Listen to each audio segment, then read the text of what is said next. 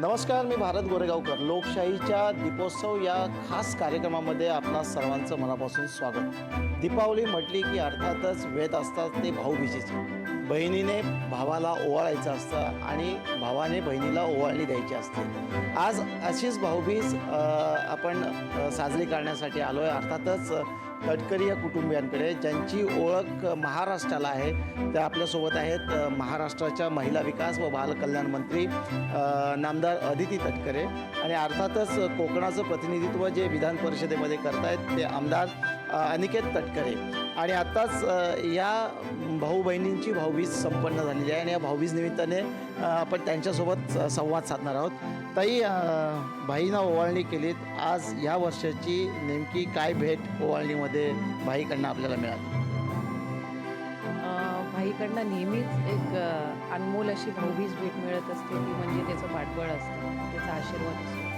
कारण आम्ही दोघंही राजकीय क्षेत्रामध्ये सक्रिय असताना निश्चितपणाने आमच्या वडिलांचा, खासदार तटकरे साहेबांचा आशीर्वाद तर आहेतच, पण त्याचबरोबर इतकं मोठं पद किंवा इतकी मोठी जबाबदारी सांभाळत असताना स्वाभाविकपणे लोकांच्या असणाऱ्या, जनतेच्या असणाऱ्या अपेक्षा, त्याचबरोबर सर्व राजकीय परिस्थितीमध्ये येणारं दडपण, ह्या सगळ्याच गोष्टींना सामोरं जात असताना वडिलांसहितच भावाचं सुद्धा नेहमीच मार्गदर्शन असतं आणि त्याचंही नेहमी आशीर्वाद आणि पाठबळ हे मिळत असतं. आणि म्हणूनच ती भाऊबीज भेट ही गेल्या अनेक वर्षांपासून तो देत आलेला आहे.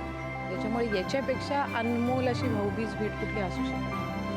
ताई, जसं आपण उल्लेख केलात की राजकारणामध्ये पदार्पण केल्यानंतर काही चढ उतार पाहायला मिळाले आणि सातत्याने भाऊ म्हणून भाई आपल्या पाठीशी कायमस्वरूपी.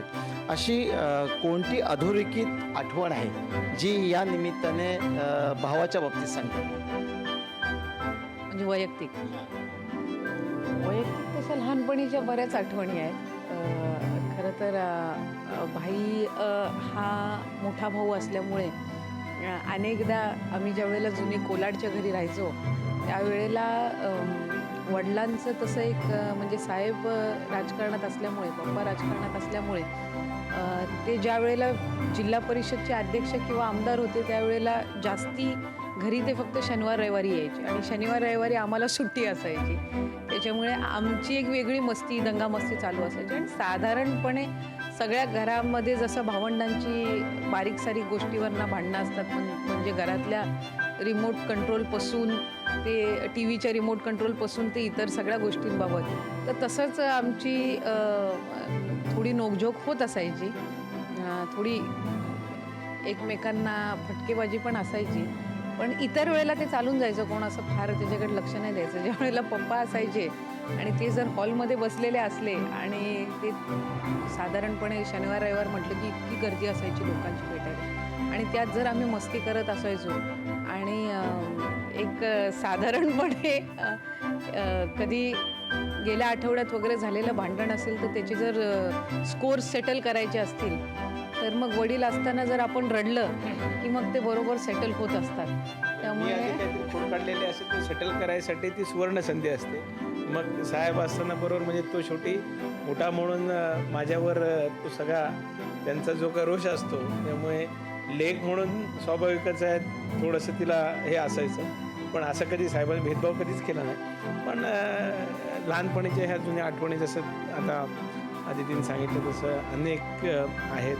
शाळेत जातानाच्या असतील, कारण आम्ही 3 वर्ष साहेब जिल्हा परिषद अध्यक्ष असताना अलिबागला राहिलो.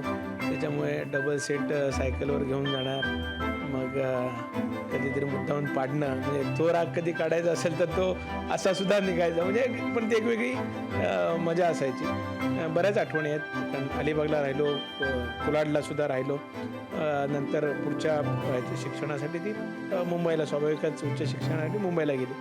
पण कोलाडच्या घरात अनेक अशा आठवणी आहेत. त्याच्यामध्ये आलेल्यावर लोकांना आलेल्यांना स्वाभाविकच भेटणं तर असायचंच, पण साहेब आल्यानंतर त्यांचं सगळ्यांचं स्वागत करणं. कारण मम्मी चहा बनवायची नेण्याचं काम आमचं असायचं.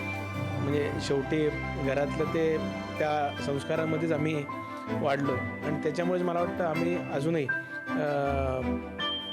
जे जुडलं गेलेलं आहे लोकांसोबत, मला वाटतं त्या कालखंडामध्ये साहेबांनी आणि आईने आमच्या जे काही आमच्यावर संस्कार केले त्याच्यामुळेच आम्ही इथपर्यंत पोहोचू शकतो.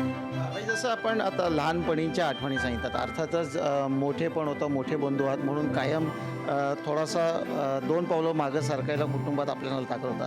ताई आता दुसऱ्यांदा मंत्री आहेत आणि आपण आमदार म्हणून काम करताय, तर हा अनुभव कसा आहे की बहीण मंत्री आहे आणि तुम्ही आमदार आहात, पण आणि तुम्ही लोकांचे प्रश्न विधान परिषदेमध्ये मांडता, तर अनुभव काय आहे? लोकांचा कल काय ते प्रश्न सुटतात की काही तक्रारी तुमच्याकडे येतात? थोडंसं दुरुस्त करू इच्छितो याच्यामध्ये. ताई तिसऱ्यांदा मंत्री झाला असं मी मानतो.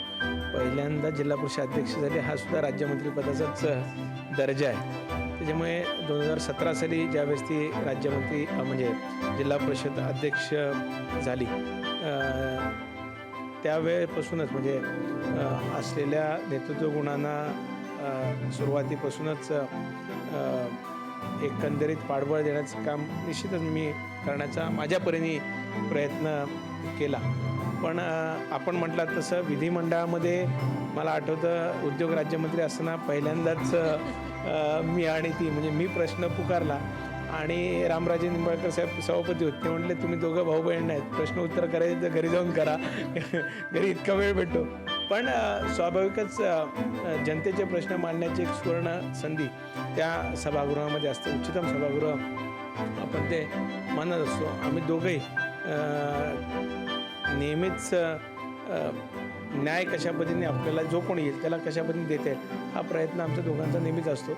पण एक वेगळीच मजा आणि आमचे बाकीचे सभासद नेहमीच आमची ती टेर खेचत असतात सभागृहामध्ये. त्याच्यामध्ये अजून एक विषय नेहमी असतो की जसे म्हटलं तसे सभापती महोदयांनी 1-2 वेळा म्हटलं तुम्ही घरी भेटत नाही काय, इथे प्रश्न विचारताय.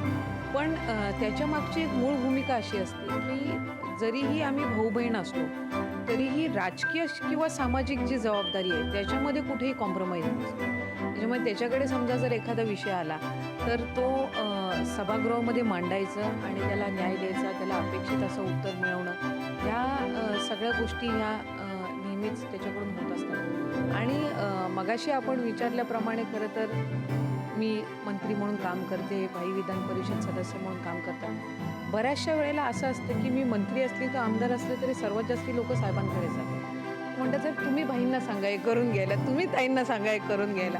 म्हणजे त्यांना बऱ्याचशा वेळेला अजूनही जी साहेबांकडे म्हणजे वडिलांकडे जाण्याची जी एक लोकांना एक आम्हाला भेटले, आम्ही समाधान केलं तरी त्यांचं समाधान होत नाही. शेवटी परत त्यांच्याकडे ते जातात. पण एक म्हणजे इतकं नातं त्यांचं घट्ट आहे लोकांसोबतचं की त्यांना भेटल्याशिवाय आम्ही जरी ते प्रश्न मार्गी लावलेले असतील तरी त्यांनी ते मार्गी लावावे अशी त्यांची अपेक्षा असते. भाई संपूर्ण महाराष्ट्राला हे ऐकायला आवडेल की ताईंची जी पहिली निवडणूक होती म्हणजे जी राजकीय प्रवास जो सुरू झाला, तर त्या निवडणुकीला जो प्रचाराचा टेम्पो होता किंवा एक मोठे बंधू म्हणून, थोरले बंधू म्हणून तुम्ही जी जबाबदारी खांद्यावरती घेतली होती, तर त्यावेळी निवडणुकीचा नेमकी धाकधुकी किंवा अशी काय काळजी घ्यायला लागली की ह्या निवडणुकीमध्ये ताईंना निवडून आणण्यासाठी जबाबदारी जी उचलली त्यातला विशेष आणि खास लक्षात राहिला अनुभव काय? ही नंतर राहिली. मी फॉर्म भरत असताना पहिलं त्यांनी मला खांद्यावर उचललं होतं. त्याच्यामुळे ती एक त्यावेळेची मला आठवण जेव्हा प्रश्नाच्या निमित्ताने सांगावीशी वाटली. ह्याच्या फॉर्म भरायच्या वेळेस जिल्हा परिषदला ताई जेव्हा म्हणजे पहिल्यांदा निवडणुकीला उभी राहिली त्यावेळेस तिचा फॉर्म भरायला मी नव्हतो. कारण मी साहेबांनी नेहमीच कार्यकर्त्यांची निवडणूक वैयक्तिक निवडणुकीपेक्षा महत्त्वाची मानली. त्यामुळे ही जरी निवडणुकीला उभी होती, मला अजूनही आठवतं त्यावेळेस मी श्रीवर्धन मसळा आणि तळ्याच्या उमेदवारांचे अर्ज भरायचे होते. ही जबाबदारी मी म्हणजे घेतलेली होती. मी आमदार नव्हतो तेव्हा 2017 साली, पण किंवा मी होईन असं सुद्धा माझ्या कुठे याच्यामध्ये नव्हतं. पण त्यावेळेस त्या 3-4 तालुक्यांची जबाबदारी साहेबांनी माझ्यावर टाकलेली होती आणि त्याच्यामुळे त्यांना सगळ्यांना कोऑर्डिनेशन त्यांचे अर्ज भरून घेणे हे होतं ठरलेलं होतं. म्हणजे याची उमेदवारी जाहीर केलेली होती. साहेबांनी असेल, सन्मान्य भाईसाहेब पाशेकर साहेबांनी असेल, यांनी सगळ्यांनी आशीर्वाद दिले. स्वाभाविक थोडीशी माझी जबाबदारी कमी होती, पण हिच्यासोबतच बाकीच्यांना सुद्धा निवडून आणणं हे तितकंच जबाबदारी होतं. कारण एक निवडून येण्यापेक्षा बाकीचे जोपर्यंत संख्याबळ जमत नाही, राजकारणात शेवटी संख्याबळ महत्त्वाचं असतं. संख्याबळ जोपर्यंत जमत नाही तोपर्यंत कुठेच आपण पोचू शकत नाही. त्यामुळे त्याच्यासाठी अधिक प्रयत्न आमचे सर्वांचे. ताई, साहेब जेव्हा लोकसभेला निर्वाचित झाले खासदारकीला आणि अर्थातच श्रीवर्धनमधली विधानसभा ही जागा मोकळी झाली, तर असं अपेक्षित होतं की ती तुम्हाला तिथून निवडणूक लढवावी लागेल की भाऊ म्हणून भाई तिकडनं लढवेल, नेमकं तो किस्सा काय झाला? खरं तर 2019मध्ये ज्या वेळेला तटकरे साहेबांनी पप्पांनी लोकसभेची निवडणूक लढवली त्यावेळेला भाई ऑलरेडी विधान परिषदेचे सदस्य होते. मी 2017मध्ये जिल्हा परिषदचे अध्यक्ष झाले आणि म्हणून 2019ला ज्या वेळेला विधानसभेची निवडणूक सुरू होती किंवा सुरुवातीचा कार्यकाळ होता त्यावेळेला नक्कीच एक होतं की तो विधानसभेचा मतदारसंघ राष्ट्रवादी पक्षासाठी म्हणजे निवडून आणणं पक्षाच्या हक्काचा आमदार हे जास्ती त्यावेळेला महत्त्वाचं होतं. कारण 2009मध्ये तो नवीन मतदारसंघ स्थापन झालेला होता आणि तेव्हापासून तिथल्या जनतेने निश्चितपणाने आदरणीय तटकरे साहेबांना पाठबळ दिलं होतं. त्याच्यामुळे लोकसभेला ज्या वेळेला पप्पा निवडून आले त्यावेळेला जवळपास 37,000चा लीड हा त्या मतदारसंघातून मिळालेला होता. लोकांच्या अपेक्षाही खूप होत्या, कारण एका बाजूला इतकं मताधिक्य मिळाल्यानंतर त्यांच्या म्हणजे विधानसभेच्या निवडणुकीला उमेदवार असा असावा की म्हणजे अधिकाधिक आम्हाला सगळ्यांना अजून या मताधिक्यामध्ये भर पाडता यावी. पण त्या सगळ्या परिस्थितीमध्ये अनेकदा आम्हाला पप्पा नेहमी वारंवार म्हणजे सांगत असतात, ते एका गोष्टीची जाणीव करून देतात की आपल्याला आपले मतदार बंधू भगिनी ही संधी देतात. म्हणजे अनेकदा असं असतं की अनेकांना सगळ्यांना संधी मिळते अशी नाही. आपल्याला जर संधी मिळाली तर कुठेही असं निवडणुकीच्या ह्याच्यात वाटता कामा नये की तुम्ही दोन्ही माझी मुलं आहात म्हणून तुम्हाला ती संधी मिळते. तुम्हाला स्वतःला काम करावं लागेल. जनतेला वाटलं पाहिजे की तुम्ही तिथले उमेदवार असावेत. आणि सुदैवाने मी जिल्हा परिषदचे अध्यक्ष असताना मला त्या संपूर्ण क्षेत्रामध्ये अधिक प्रशासकीय काम करण्याची संधी मिळाली आणि म्हणून मग त्यातून विधानसभेची संधी. आणि खरं तर तो काळ राजकीयरित्या सुद्धा आमच्या सगळ्यांसाठी अवघड होता, कारण त्यावेळेला सत्तेत नव्हता पक्ष. 2017, 18, 19 तिन्ही निवडणुका ज्या वेळेला आम्ही लढवल्या त्यावेळेला विरोधी पक्षामध्ये होतो आणि अशा वेळेला विधानसभा किंवा लोकसभा किंवा विधान परिषदेच्या पदावर निवडून येणं हे किती आव्हान होतं आणि किती कठीण होतं याची जाणीव आम्हाला सगळ्यांना. ताई, दोघांनाही राजकीय क्षेत्रातला एक महत्त्वाचा प्रश्न आहे की ज्याचं उत्तर आम्हालाही आणि महाराष्ट्राच्या जनतेलाही घ्यायला आवडेल. सार्वजनिक जीवन आणि राजकारण म्हटलं की टीका टिप्पणी ही होत असते. मधल्या काळामध्ये आता झालेलं सत्तांतर असेल याच्यामध्ये आपण सुद्धा अजित पवार गटासोबत गेल्यानंतर जेव्हा सार्वजनिक जीवनात काही टीका टिप्पणी होते तर बहिणीवरती काही टीकास्त्र तुम्ही विरोधकांनी सोडलं किंवा झालं तर भाऊ म्हणून तुम्हाला काय वाटतं? आणि अर्थातच साहेबांवरती असेल किंवा बंधू राजांवरती टीका होत असेल तर त्या बाबतीत तुम्हाला ते दोघांनाही सारखाच प्रश्न आहे. पहिलं उत्तर भाई तुमच्याकडनं. नाही, सार्वजनिक जीवनामध्ये किंवा आत्ता आपण पाहायला गेलं तर टीका ही मला वाटतं निंदकाचे घरी असावे शेजारी अशी जी म्हण आहे. आता शेजाऱ्यांपेक्षा आपलेच बऱ्याच वेळेला टीका आपल्यावर करतात. स्वाभाविक जसं आपण म्हणजे चांगलं ऐकायला आपण नेहमीच आपल्याला आवडतं तसं काही कटूसुद्धा ऐकण्याची तयारी ज्या क्षेत्रामध्ये आपण आहोत ते ठेवणंही आपल्या सगळ्या म्हणजे तयारी ही ठेवणं गरजेचं असतं. फक्त गोड गोड ऐकायचं सगळं चांगलंच आपल्याबद्दल सगळेच म्हणतील असं काय मानण्याचं काही हे नाही. आता मध्यंतरीच्या काळात जरूर टीका या सगळ्याच्या बाबतीत झाली, पण डोक्यावर बर्फ आणि तोंडात साखर हे नेहमीच शिकलेलं आहे. त्यामुळे तेच आपल्या परीने आपलं चांगलं करत राहावं. शेवटी कर्म आहे, त्यामुळे ते कर्माने जे चांगलं असेल म्हणजे आपण चांगलं करत राहिलो तर निश्चितच चांगलं आपल्यापर्यंत येईल. त्यामुळे टीकाला उत्तर देण्यापेक्षा कामं लोकांची करत राहिलो तर त्या कामांच्या माध्यमातूनच त्या टीकेला उत्तर आपण देता येऊ शकतं. म्हणजे 3-4 महिन्यात मी फारसा कुठेच म्हणजे काही जरी कोणी काय म्हटलं, कारण सोशल मीडियावर इतकं बऱ्याच वेळेला बोललं जातं, हे केलं जातं, ट्रोल केलं जातं. पण वाचायचं आणि सकाळी परत फ्रेशली चालू करायचं हाच दिनक्रम आम्ही ठेवलेला आहे. मला असं वाटतं की टीका जर राजकीय असली तर ती स्वाभाविक आहे, कारण राजकारण म्हटलं की राजकीय टीका आलीच.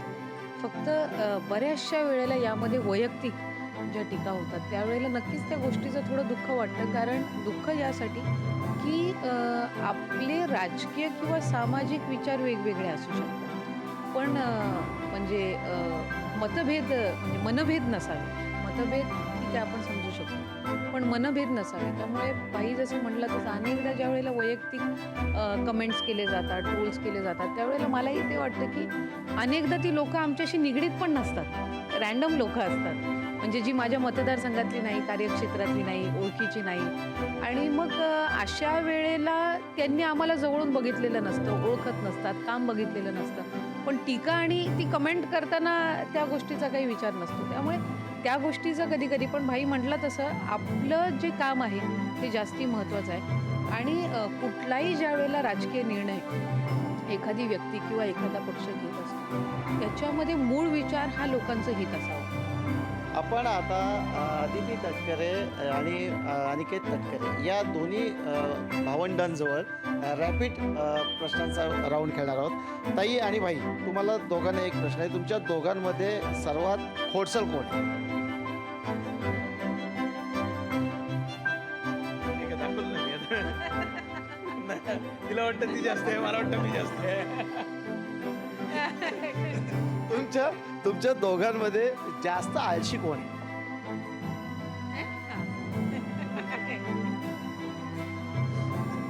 दोघांमधला पहिल्यांदा आईचा लाडका कोण? आणि अर्थातच वडिलांचा लाडका कोण?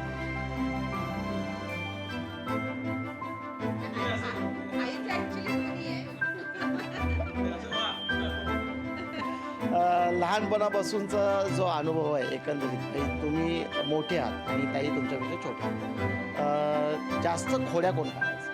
म्हणजे कोण कुणाचा खोड्या काढायचा आणि कुणाला त्रास व्हायचा? सगळ्यात पहिला खोड्या कोण काढायचा?